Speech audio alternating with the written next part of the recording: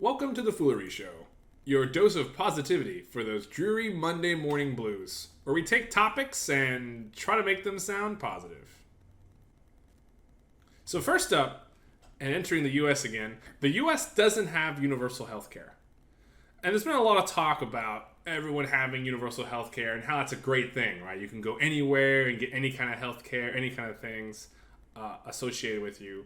But I guess a large benefit, a good way to see this is not everyone needs the same kind of health care. And so why should everyone pay for everyone's health care? United States has a system that's built on what you need is what you can get. And if you're in dire need, of course, you'll be protected. But other than that, only people have what they need. And I think this is a good model for where it's still, there's insurance, they're still connected to it, but it's not a global, whatever you go in, whatever you want and get it. It's a more conservative approach to it, which is not bad for, large scale issues. Only the issue comes is when everyone has the same issue, but that rarely happens.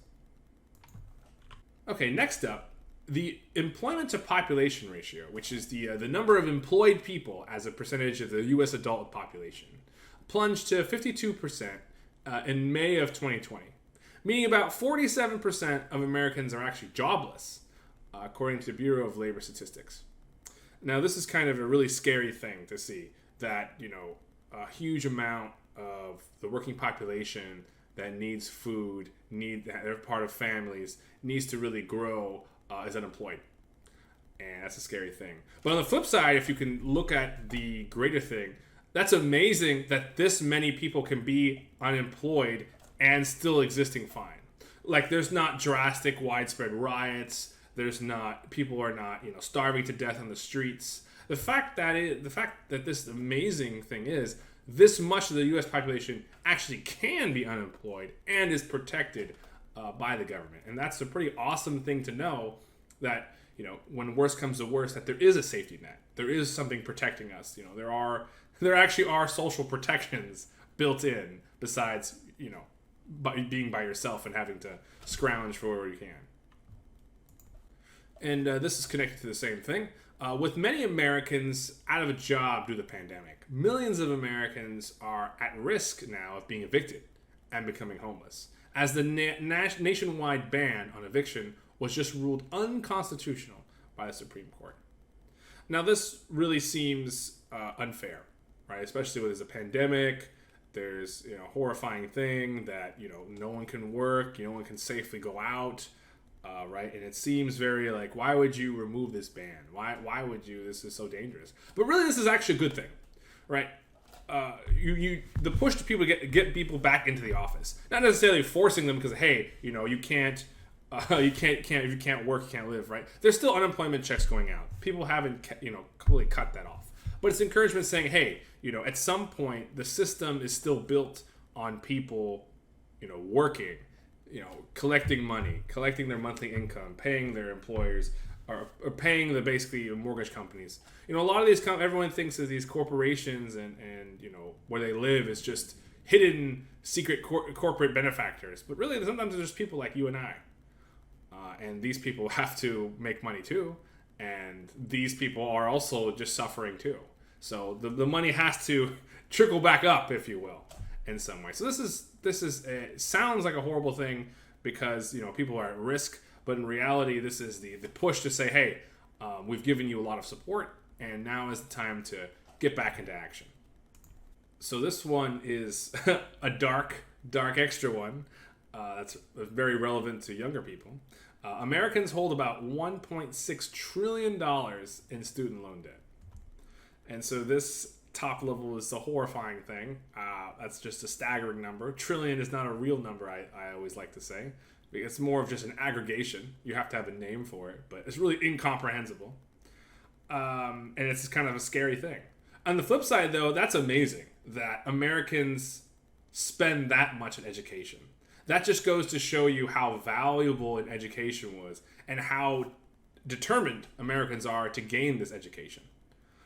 It shows that our population, while is clearly not supported from the government or that much to get their own education, right, is clearly trying and willing to go into $1.6 trillion in debt to make that education happen.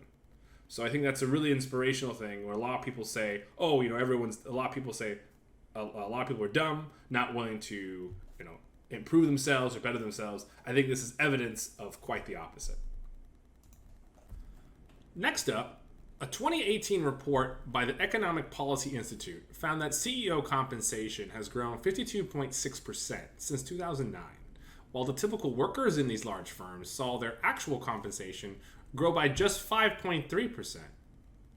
It actually also falling by 0.2% between 2017 and 2018.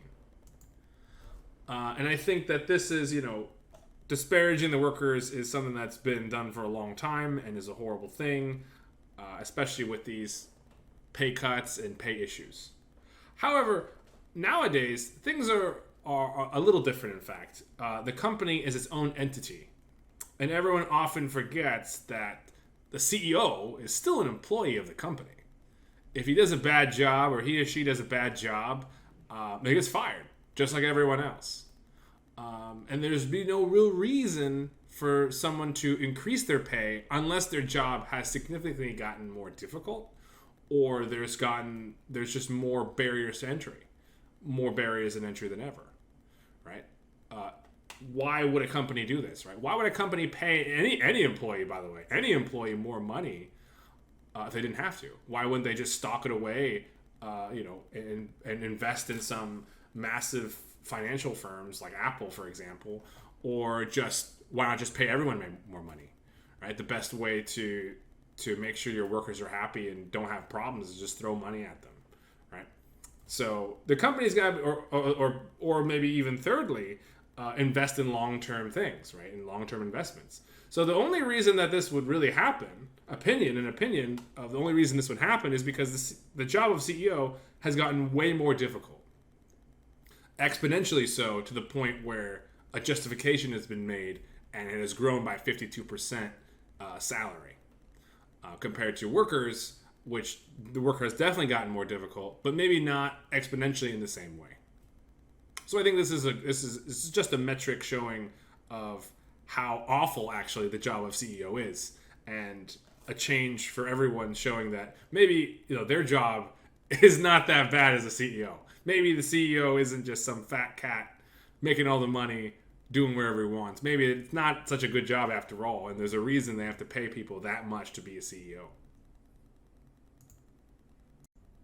All right, jumping away from U.S. politics for a second. According to research by Credit Suisse in 2015, global inequality was growing, and half the world's wealth is in the hands of the 1% of the population. A person actually only needs to have $3,200 to be in the wealthiest of 50% of the world's citizens. And global inequality is a very difficult thing to talk about, seeing as different countries have different rules. In general, people starving to death is a bad thing. People not having enough money to do what they want to do is not great. But if we look more into what this fact is, we see there's always going to be fat cats and starving dogs. There's always going to be people that take far more than they need and people that don't get enough. That's just how humanity works, and so we can balance that with the fact here. So first we can show that remember, wealth is different in different places. $3,200 is maybe nothing in the United States, but in a third world country it might be a lot. That might be a staggering amount of money, and there's no reason for you to have that much money ever, right? To exist. So that's kind of disparity there. So $3,000, that might be actually a lot of money. There's no need to have that much money in some places in Africa, right? In U.S. dollars, anyways. And also noting how low that number is. Granted, $3,200 is nothing in America, as I said before, but you got to realize that if that number was much higher, mass starvation would be a routine thing across the whole world. The fact that that number is low enough, that means that these fat cats are being controlled to some extent, preventing, this price from skyrocketing, and then basically only the 1% can eat well. Right? That's not the case. While it's true that the 1% has most of the world's wealth, it's not true that the 1% is the only people doing okay. So I think that this is a good show of things could be better, but things aren't that bad right now. And just like that, that's the end of our show. Remember that there is always a positive perspective in life.